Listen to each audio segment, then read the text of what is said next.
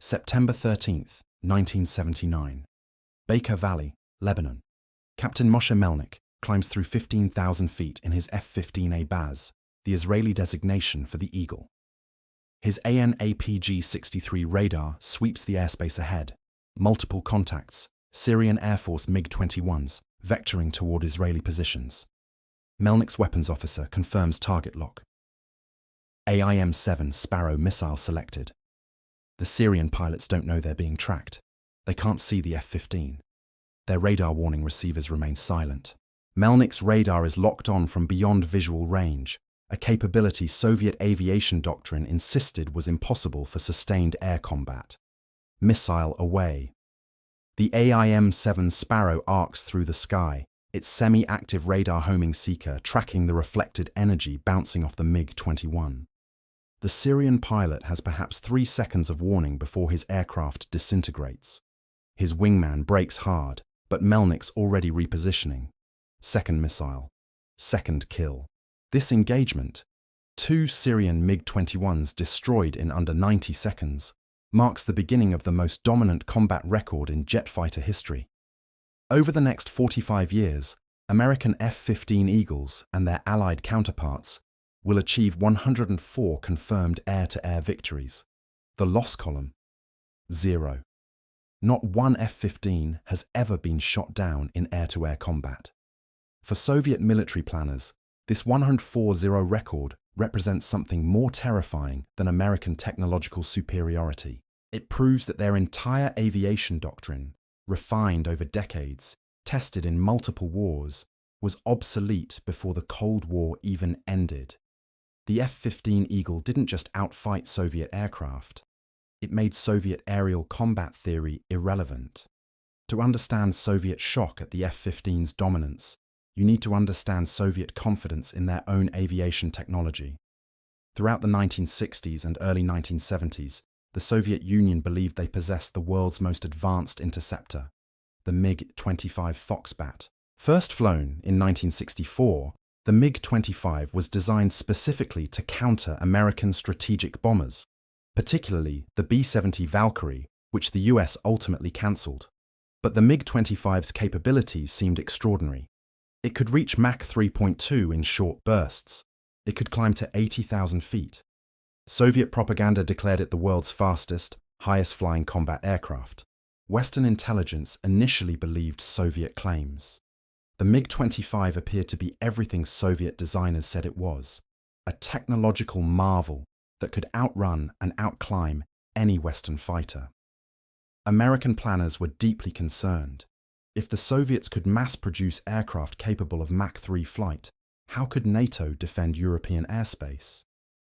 Then came September 6, 1976. Lieutenant Viktor Belenko, a Soviet Air Force pilot stationed in the Far East, defected to Japan in his MiG-25. He landed at Hakodate Airport on Hokkaido Island, requesting political asylum. American and Japanese intelligence officers couldn't believe their luck. They had just received the world's most advanced Soviet interceptor, delivered by its own pilot. What they discovered shocked them, but for entirely different reasons than Soviet designers feared. The MiG-25 wasn't built from titanium, as Western intelligence assumed. It was constructed primarily from nickel steel, heavy but capable of withstanding the extreme heat generated by sustained high-speed flight. The engines, massive Tumansky R-15 turbojets, produced tremendous thrust, but they required complete overhaul every 150 hours of operation. The aircraft couldn't sustain Mach 3 flight for more than a few minutes without catastrophic engine damage. And perhaps most critically, the MiG-25 couldn't maneuver at high speeds. It was, as one American test pilot described it after flying the defector's aircraft, a rocket with a seat. The Smerch-A radar could detect large targets at reasonable ranges, but it struggled to track agile fighters. The weapons, massive R-40 missiles, were designed to destroy bombers, not dogfight with maneuverable aircraft. Soviet pilots joked darkly about the MiG-25's capabilities. "It's fast," one said. "If you only fly straight. Try turning and you'll rip the wings off or black out from G-forces. The Belenko defection revealed a fundamental truth about Soviet aviation philosophy. They were still designing interceptors to fight the air war of 1965. Heavy, straight-line speed. Powerful radars optimized for large, non-maneuvering bomber targets. Massive missiles with limited agility. This doctrine worked perfectly for defending Soviet airspace against B-52 formations. It was catastrophically unsuited for air superiority combat against agile, radar-equipped fighters armed with beyond-visual range missiles. And in 1976, the United States Air Force was just beginning to field exactly that kind of fighter. The F-15 Eagle emerged from a simple premise: air superiority, not interception, not ground attack, not multi-role flexibility, pure air-to-air dominance. In 1965, the United States Air Force issued requirements for an FX, a fighter experimental, that could defeat any threat in aerial combat. The requirement was born from hard lessons in Vietnam. American fighters like the F-4 Phantom II were powerful, fast, and capable, but they were also heavy, designed for multiple roles, and initially deployed without internal cannons because Pentagon planners believed missiles had made dogfighting obsolete. Vietnamese MiG-17s and MiG-21s, though technologically inferior, proved difficult to defeat in close combat. The USAF wanted a fighter that could win at any range, any altitude, any speed. McDonnell Douglas won the contract in 1969. The design they proposed was radical, a twin-engine fighter optimized entirely for air combat. No compromises for ground attack. No reduction in performance to accommodate multi-role missions. Pure fighter. The heart of the F-15 was its radar system. The Hughes AN/APG-63 pulse-Doppler radar could detect, track, and engage targets at ranges exceeding 100 miles. Unlike earlier radar systems that struggled to distinguish aircraft from ground clutter, the AN/APG-63 could look down and track low-flying targets against terrain. This capability, look down, shoot down, was revolutionary. Soviet interceptor radars couldn't do this. Their systems were optimized for high-altitude bomber detection. The engines were equally impressive. Twin Pratt & Whitney F-100 PW100 turbofans produced 25,000 pounds of thrust each with afterburner, 50,000 pounds combined. This gave the F-15 a thrust-to-weight ratio exceeding 1.1 when lightly loaded. The aircraft could accelerate vertically. It could sustain high G turns without bleeding energy. And it could cruise at supersonic speeds without afterburner. Supercruise, though the term wasn't yet common. Maximum speed exceeded Mach 2.5, over 1,750 miles per hour at altitude. But unlike the MiG-25, the F-15 could sustain high speeds while maneuvering. Its fly-by-wire control system and advanced aerodynamics meant it could pull 9Gs in tight turns without departing controlled flight. Soviet interceptors, designed for straight-line interception, couldn't match this combination of speed and agility. Armament was carefully selected for beyond visual range combat. The primary weapon was the AIM-7 Sparrow semi-active radar-guided missile, effective at ranges up to 50 miles. The AIM-9 Sidewinder infrared-guided missile provided short-range capability, and for close combat, learning from Vietnam, the F-15 carried an internal M61 Vulcan 20mm rotary cannon with 940 rounds. The first F-15A took flight on July 27, 1972. Test pilots were astonished. The aircraft exceeded performance predictions. It was faster, more maneuverable, and more reliable than specifications required. McDonnell Douglas had created something exceptional. The F-15 became operational with the USAF in January 1976. The 1st Squadron, the 1st Tactical Fighter Wing at Langley Air Force Base, Virginia, began training immediately. American pilots, already among the best trained in the world, now had an aircraft that could exploit every advantage of their superior training. But the real question remained: how would it perform in actual combat? First Blood, Lebanon, 1979, September 13, 1979. Captain Moshe Melnik's kills over Lebanon proved the F-15's combat viability, but they were just the beginning. Between 1979 and 1981, Israeli F-15 fighters engaged Syrian aircraft dozens of times over Lebanon and the Bekaa Valley. The pattern was consistent. Syrian pilots, flying Soviet-supplied MiG-21s and MiG-23s, rarely detected the F-15s before being engaged. Israeli pilots reported that Syrian aircraft would continue flying straight and level courses, even as AIM-7 Sparrows closed on them.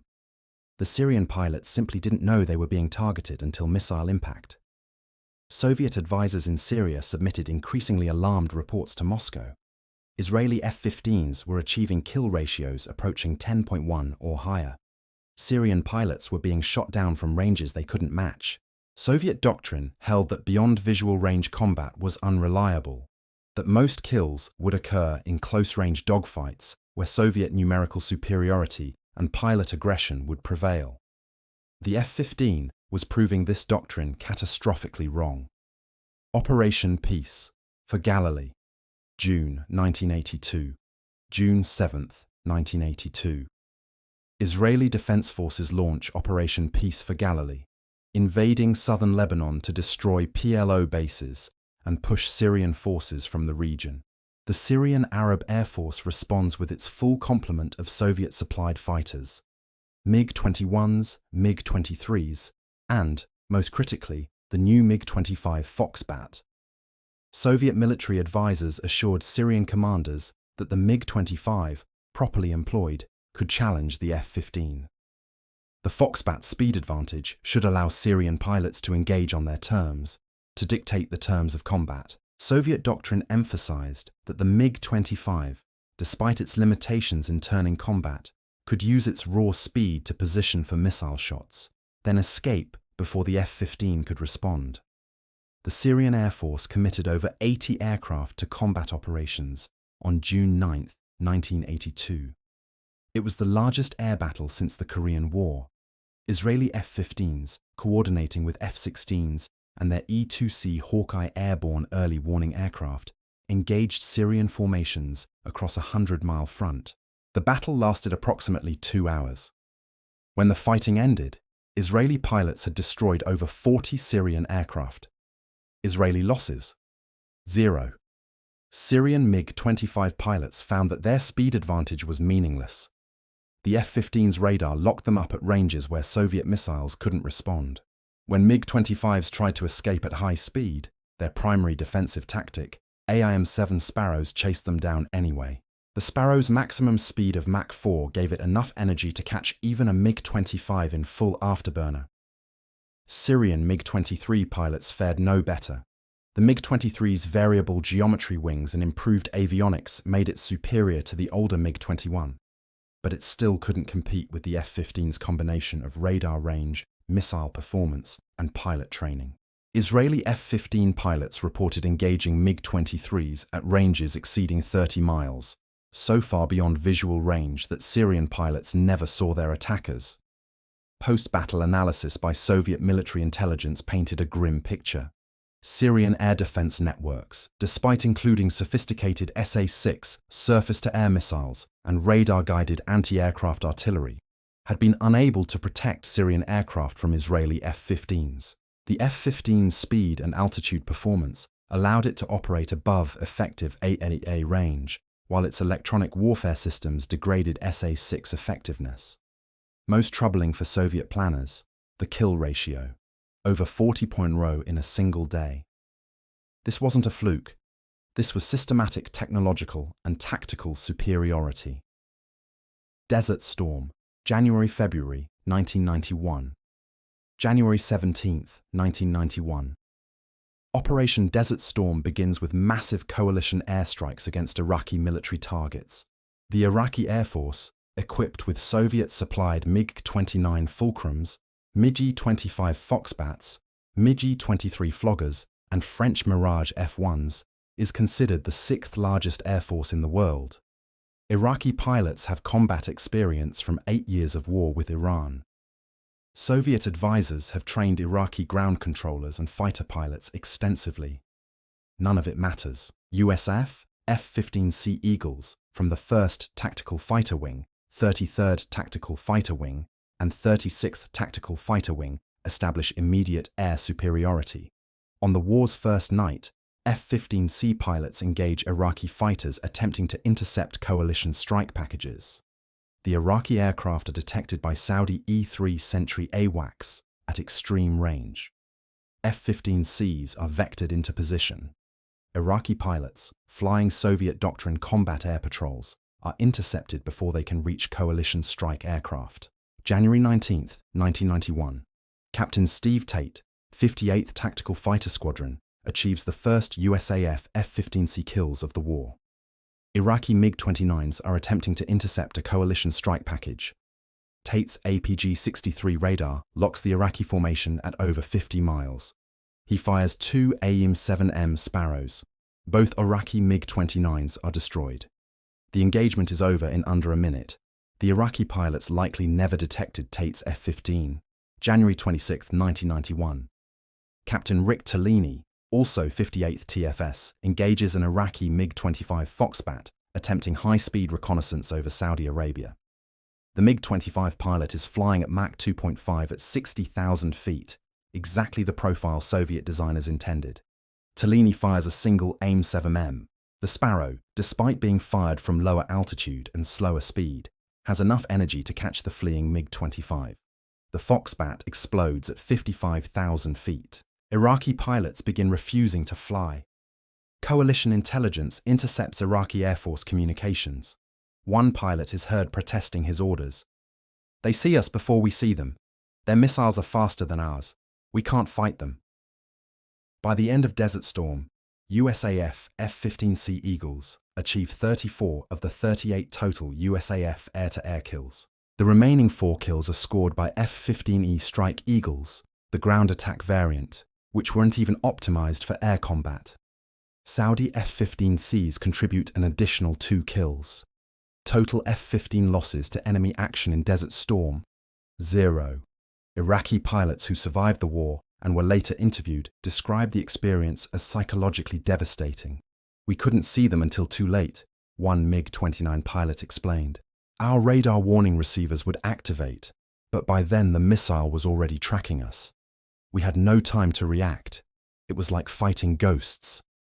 Continuing dominance, 1991, present. The F-15's combat record didn't end with Desert Storm. In the years following the Gulf War, USAF and Allied F-15s continued achieving kills with 0 losses. Saudi F-15s destroyed additional Iraqi aircraft during violations of the no-fly zone established after Desert Storm. Israeli F-15s continued operations over Lebanon and Syria, maintaining complete air superiority. During Operation Allied Force over Kosovo in 1999, though F-16s and F-A-18s scored most kills, F-15Cs provided top cover and deterred Serbian fighters from engaging. By 2024, the F-15's air-to-air record stands at 104 confirmed kills against 0 losses. No other fighter in history approaches this record. The closest competitor, the F-14 Tomcat, achieved approximately 135 kills, but 5 F-14s were lost to enemy action, most to ground fire during the Iran-Iraq War. The 104 Nero record isn't just about individual aircraft or pilot skill. It represents systematic American advantages that Soviet engineers recognized but couldn't replicate. Technological gap. The F-15's dominance wasn't magic, it was engineering. Soviet aviation designers understood this, which made the defeat even more bitter. Post-Cold War interviews with Russian engineers and pilots reveal they knew exactly why Soviet fighters couldn't compete, and why closing the gap would require decades. The radar gap was fundamental. The AN/APG-63's pulse-Doppler technology allowed it to detect targets against ground clutter, looking down, which Soviet radars of the 1970s couldn't reliably do. Soviet interceptor radars were optimized for high-altitude bomber detection. They worked well against B-52s flying at 40,000 feet. They performed poorly against fighters maneuvering at low altitude. When the Soviet Union introduced the MiG-29 Fulcrum in 1983, it finally fielded a fighter with true look-down, shoot-down radar capability. The Phasotron N019 radar was a significant improvement over earlier Soviet systems. but it still had only 70% of the AN/APG-63's detection range. And by 1983, the F-15 had been operational for 7 years. American pilots had accumulated thousands of flight hours. Training programs had been refined. Tactics had been developed and tested. The missile gap was equally critical. The AIM-7 Sparrow, despite its reputation for unreliability in Vietnam, had been extensively improved by the 1980s. The AIM-7M variant, used in Desert Storm, had a single-shot kill probability exceeding 60%, far better than the 10% achieved by early AIM-7Es in Vietnam. The missile's semi-active radar homing meant it could be guided by the launching aircraft's radar, allowing for multiple simultaneous engagements. Soviet R-27 missiles, introduced in the early 1980s, were technically sophisticated. The R-27ER extended range variant could reach targets up to 130 kilometers away, theoretically outranging the AIM-7M. But the R-27 required the launching aircraft's radar to continuously illuminate the target until impact. This meant Soviet fighters had to maintain straight and level flight, making them predictable targets. The F-15, by contrast, could fire AIM-7s, then maneuver defensively while the missiles tracked independently. Training disparity. Soviet pilots averaged approximately 120 flight hours per year, respectable by Warsaw Pact standards, but less than half of what American pilots flew. USAF F-15 pilots typically logged 240 or more flight hours annually, with extensive time devoted to beyond visual range intercept scenarios, multi-aircraft tactics, and integration with AWACS controllers. The difference was qualitative, not just quantitative. American training emphasized decision-making under uncertainty, where pilots faced complex scenarios with multiple threats and had to prioritize targets independently. Soviet training remained relatively rigid, with ground controllers directing most intercept profiles. When Iraqi pilots, trained in Soviet doctrine, faced scenarios where their ground controllers were jammed or destroyed, they struggled to adapt. Israeli pilots, though flying fewer hours than Americans due to budget constraints, trained under combat conditions from day one. Every training sortie incorporated lessons from actual combat engagements. Syrian pilots, despite receiving extensive Soviet training, lacked this combat-tested institutional knowledge. Doctrinal failure. Soviet air combat doctrine was built around ground-controlled interception. Radar stations tracked incoming threats. Ground controllers vectored fighters into position. Pilots followed instructions until visual contact or missile launch. This system worked acceptably for defending Soviet airspace against bomber formations following predictable flight paths. It failed catastrophically against F-15s conducting offensive counter-air operations. The F-15, working with AWACS aircraft, operated in a much more flexible manner.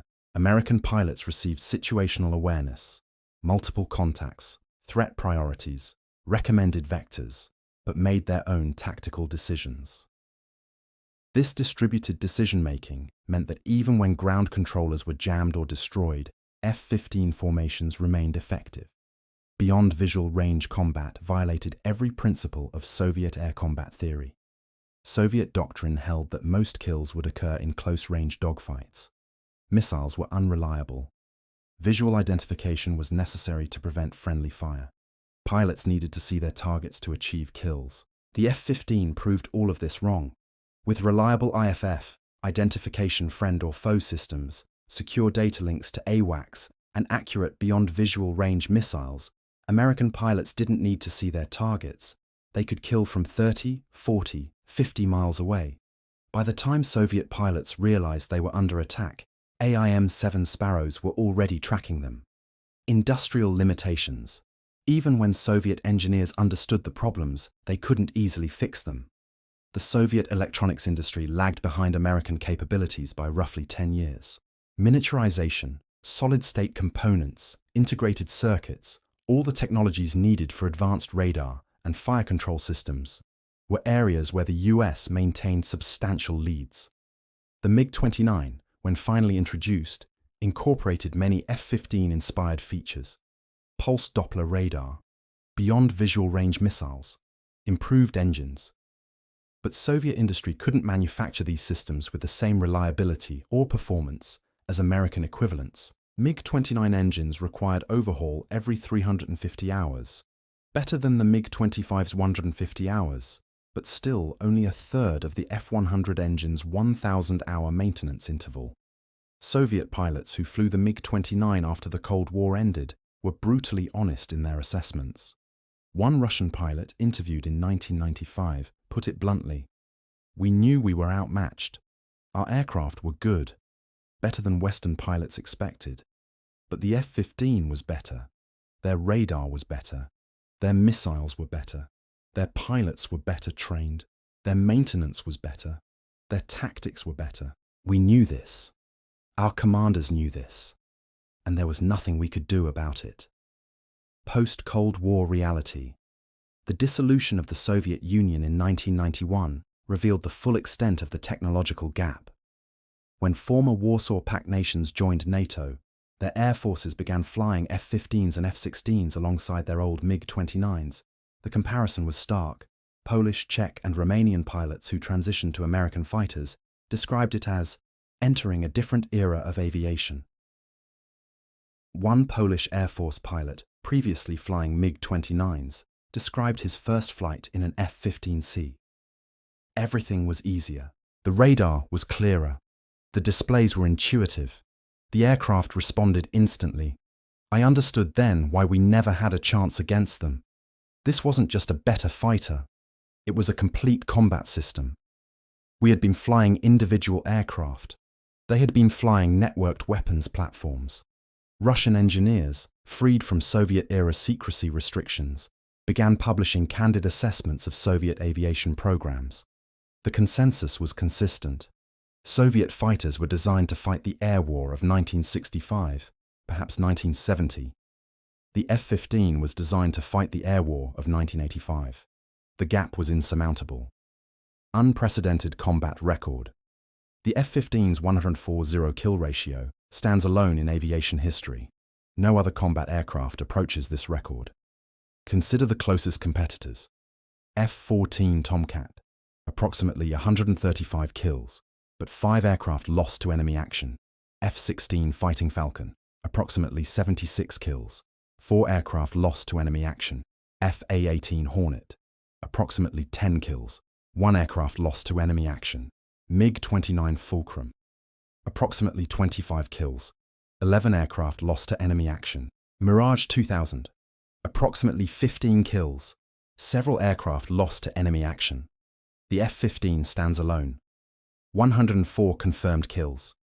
0 combat losses to enemy aircraft. Not one. In over 45 years of operational service, through multiple wars, against multiple opponents. This record isn't an accident. It's not luck. It's the result of systematic American advantages in technology, training, tactics, and industrial capability that Soviet planners recognized but couldn't match. Continued service.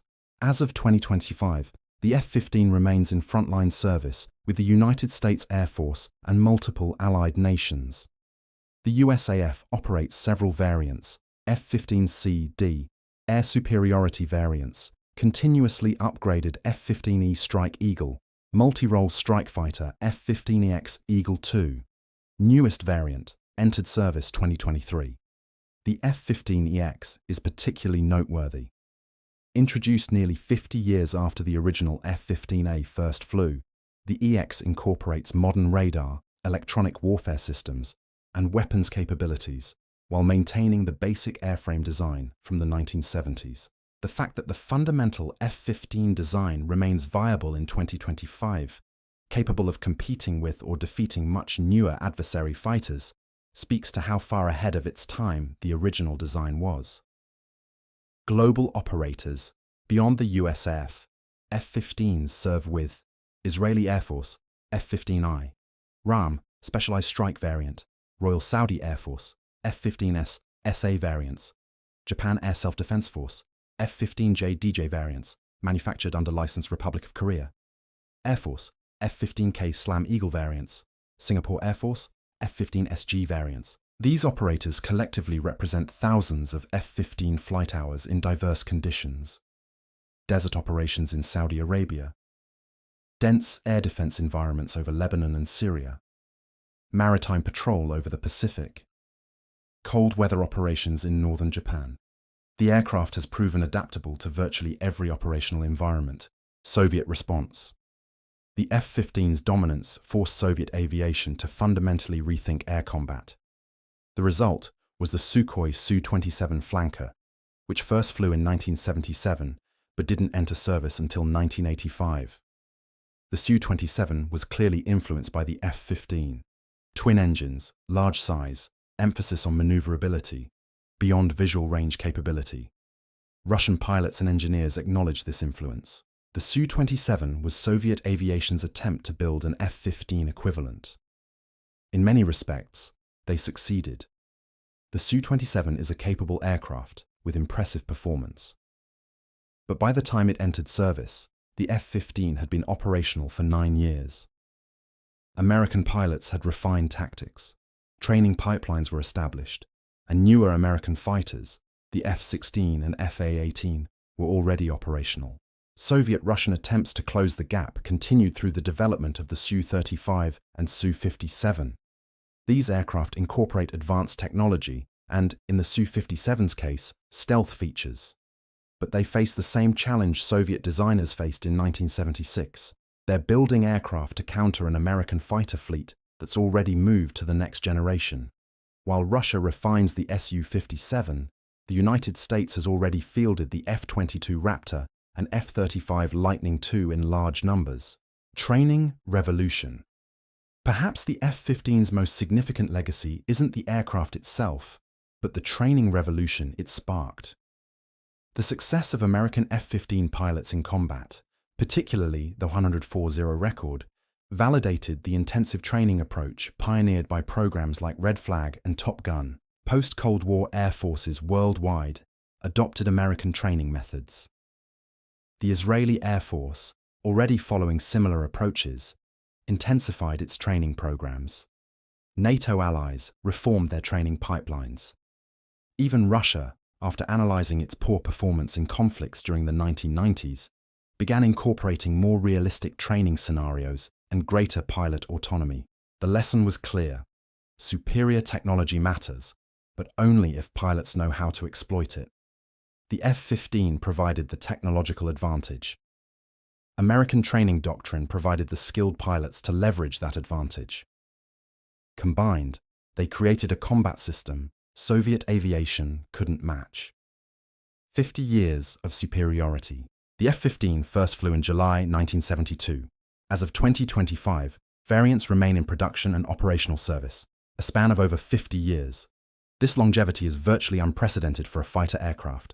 Consider F-86 Sabre, 13 years primary service, 1949-1962. F-4 Phantom II, 20 years primary US service, 1960-1980, though it continues serving with some nations. MiG-21, 30 years primary Soviet service, 1959-1989, though variants remain in limited service globally. F-16, 47 years service, 1978 present, approaching the F-15's longevity. The F-15's 50-plus year service life suggests the original design was so far ahead of its time that continuous upgrades, radar systems, electronic warfare, weapons, engines, can keep it relevant against newer adversary aircraft. This is extraordinary. Most fighters become obsolete within 20-25 years as technology advances. The gap that couldn't be closed. September 13, 1979. Captain Moshe Melnik achieved the F-15's first kill over Lebanon. February 1991. Captain Rick Tellini destroyed an Iraqi MiG-25 over Saudi Arabia. Between these dates, and in the decades since, the pattern has remained consistent. The F-15 wins. Every time. 104-0. For Soviet and later Russian military planners, the F-15's dominance represented something more troubling than a superior American fighter. It proved that Soviet aviation doctrine, refined over decades of theoretical work and tested in multiple conflicts, was fundamentally flawed. The Soviet Union had built an air force to fight the war of 1965, perhaps 1970 at the latest. America built an air force to fight the war of 1985 and beyond. The technological gaps, radar, missiles, engines, electronics, were significant but not insurmountable. Soviet engineers could have closed these gaps, given time and resources. But the doctrinal gap proved more difficult. Soviet aviation was built around centralized control, rigid intercept profiles, and close-range dogfighting. American aviation emphasized distributed decision-making, flexible tactics, and beyond visual range dominance. These approaches were philosophically incompatible. Soviet designers planned to build interceptors fast enough to catch American bombers. American designers built a fighter that could defeat Soviet interceptors before Soviet pilots even knew they were under attack. Soviet pilots trained to follow ground controllers to intercept points. American pilots trained to make independent tactical decisions in complex, chaotic environments. Soviet industry produced aircraft that required extensive maintenance and frequent overhauls. American industry produced aircraft that could sustain high operational tempos for months during wartime. The F-15 Eagle's 104-0 record isn't just about kills. It's about systematic advantages, technological, tactical, industrial, and human, that Soviet aviation recognized but couldn't replicate. It's about an American approach to air combat that rendered Soviet doctrine obsolete. It's about a fighter so far ahead of its time that it remains effective 50 years after first flight. Soviet designers planned to fight an air war of quantity over quality, of centralized control, of close-range combat. America fought an air war of technological superiority, distributed decision-making, and beyond visual range dominance. The F-15's perfect combat record, 104 kills, 0 losses, represents the victory of one philosophy over the other. And for Soviet aviation, that was the most stunning defeat of all.